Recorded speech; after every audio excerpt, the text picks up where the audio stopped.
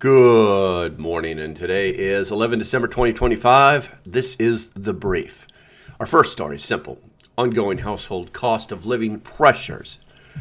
Surveys and economic reports released December 11th, which is today, show that a majority of U.S. households continue to face elevated prices for food, housing, energy, and transportation, forcing many to cut back on discretionary spending or dip into savings. The U.S. Bureau of Labor Statistics reported that grocery prices remain 22 to 25% higher than in early 2021. I don't know why they're not measuring from 2023. While rent and utility costs have risen sharply in most metro areas. Don't live in the city. Separate regional Fed surveys confirmed that small businesses are passing on higher input costs and reducing inventory to avoid spoilage or theft. Consumer confidence indexes published the same day hit their lowest level since 2023. Now, why is this important to preppers? Persistent high costs can erode purchasing power, strain supply chains, and increase the risk of sudden shortages in essentials if consumer demand spikes or distribution is disrupted, basically, if the trucks stop moving. Now, what can we do about it locally? Build and rotate a 3 to 12 month supply of shelf-stable food. I always recommend no less than 3 months. And household goods, starting or expanding a vegetable garden and food preservation, canning/dehydrating, learn bulk buying and storage techniques, and create a detailed household budget that prioritizes resilience over convenience. It's really that simple. It's all about the needs versus the wants. Cheetos not good. Canned cheese good. That's right. Canned cheese. That's a video that's coming up. All right, so the next thing we're going to talk about is the U.S. seizure of an oil tanker in international waters. Now, the story is, I think it happened yesterday. U.S. authorities seized a tanker carrying approximately 500,000 barrels of Venezuelan heavy crude in the Caribbean, citing sanctions enforcement. The vessel was redirected to a U.S. port while diplomatic protests were lodged by several nations. Oil market analysts noted that even small disruptions like this can tighten the global distillate markets, especially during winter demand season in the Northern Hemisphere. Crude futures briefly spiked to 2.8% on the news before settling slightly lower, so it really didn't have a real effect. But thinking locally and not globally, why is this important to preppers?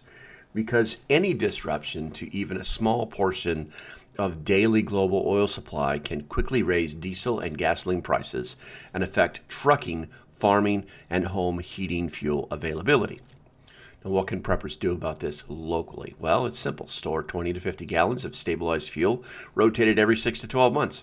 Add wood or pellet stoves as a backup heating system. Install solar or small wind systems for critical loads. And keep fuel-efficient vehicles or bicycles ready for short-range transport. Oh, my throat. You got to take a sip of coffee, guys. There we go. It's early. All right, so our next story is the Federal Reserve cuts interest rates for third consecutive meeting. Now, the story is the Federal Reserve lowered its benchmark rating again yesterday, continuing an easing cycle intended to support economic growth amid mixed inflation and employment signals. The quarter-point cut brought the federal funds rate to 3.75 through 4.00. Numbers, right? Fed chair statements highlighted concerns over slowing job growth and persistent shelter inflation. While the shelter inflation is how much house costs. While the updated dot plot, as they called it, suggested at least 2 more cuts in 2026, bond yields fell and the U.S. dollar index weakened immediately after the announcement, which is actually not completely a bad thing. Now, why is this important to preppers? Excuse me. Repeated rate cuts can weaken the dollar over time, encouraging higher inflation and signal that central bankers see risks to economic stability. conditions that historically precede recessions or currency pressure. And we're always under that. Hell, we've been in a recession since Sleepy Joe took office. Now, let's just try and get out of it, guys. So, what preppers can do locally.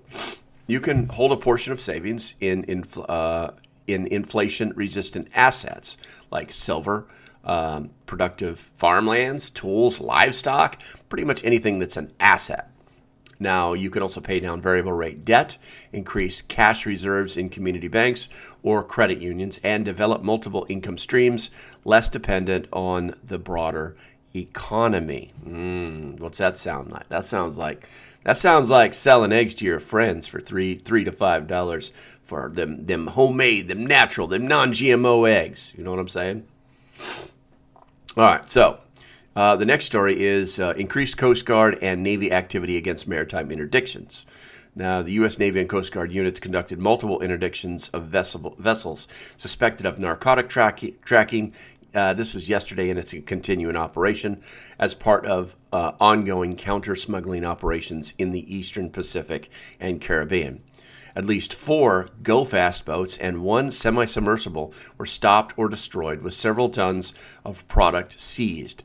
Military spokesmen described the operations as routine, but acknowledged a recent surge in attempts to bypass their patrols. Shipping insurance rates for routes through the region ticked upward on the same day. So they're like, yeah, honestly, guys, that's a bunch of bull. The insurance companies are just trying to make more money. Legitimate maritime, seagoing, international ships are not in any danger whatsoever. They're not. All right, so why is this important to preppers? Escalated maritime law enforcement actions can provoke retaliatory actions by criminal organizations, potentially increasing violence near coastal communities or disrupting commercial ship lanes used for imported goods. Now, what preppers can do about this locally? Coastal preppers should improve home/compound security. Lights, cameras, dogs, neighborhood watch, that kind of stuff. You want to stock trauma medical kits to include Narcan, unfortunately. And you want to maintain offline communications like ham, CB, or the new Meshtastics, the mesh networks. And identify multiple overland resupply routes that avoid major ports. All right, let's see. Our final story here is the National Guard training and readiness exercise in several states. Now, the story is multiple states conducted or announced large-scale National Guard training exercises in the last 24 hours, focused on civil support and disaster response missions in urban environments. Now, exercises in California, Texas, Florida, and Illinois involved thousands of troops practicing logistics, medical triage, traffic control, and infrastructure protection. Governors described the drills as standard winter preparedness for storms, cyber attacks, or supply chain crisis. Local media reported increased military convoys and temporary airspace restrictions in several metro areas. Now, why is this important to preppers? Large domestic military training can, not will, or if always, can indicate preparation for natural disasters, supply chain failures, or civil disturbance, any of which could restrict movement, impose curfews, or interrupt utilities and food distribution. Now, what preppers can do about this locally is to prepare 72-hour and 30-day stay-in-place kits, reinforce home security without appearing aggressive, establish trusted neighbor alliances, maintain full vehicle fuel tanks and printed maps, and keep a low profile during periods of heightened official presence. All right, guys, that's going to be the brief for today. I want to thank you guys for hanging out with me. Do me a favor, if you like what I'm doing, hit that thumbs up button on the way out the door. Subscribe if you're not subscribed already. And if you want to make sure that the lights stay on for these podcasts and all these videos I make, check out the links in the description. It might save you a little bit of money. Until the next time, stay vigilant and ash shells. Hey, yeah, bye-bye.